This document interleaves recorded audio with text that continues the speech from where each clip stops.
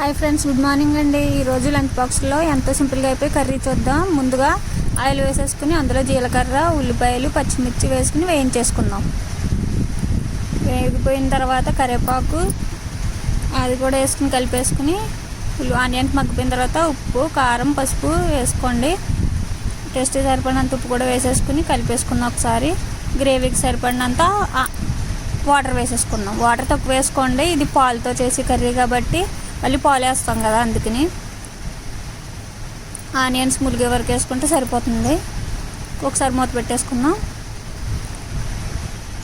దగ్గర పడిపోయింది కదండి కర్రీ. ఇప్పుడు ఇందులోని పాలు వేసేసుకుందాం. చిక్కటి పాలు తీసుకోండి. కాయక్కర్లేదు, పచ్చి పాలు అయినా వేసేసుకోవచ్చు. పాలు వేసేసుకున్నాక 5 minutes ఉడకనిద్దాం మూత పెట్టేసుకుని. కర్రీ అయిపోయిందండి. కర్రీ దగ్గర పడిపోతుంది కదా. మామూలుగా దీన్ని చూస్తే కోడిగుడ్డు టైప్లో ఉంటుంది, కానీ పిల్లలకి చాలా బాగా నచ్చుతుంది. సింపుల్గా అయిపోతుంది. లంచ్ బాక్స్లోకి నచ్చితే లైక్ అండ్ సబ్స్క్రైబ్.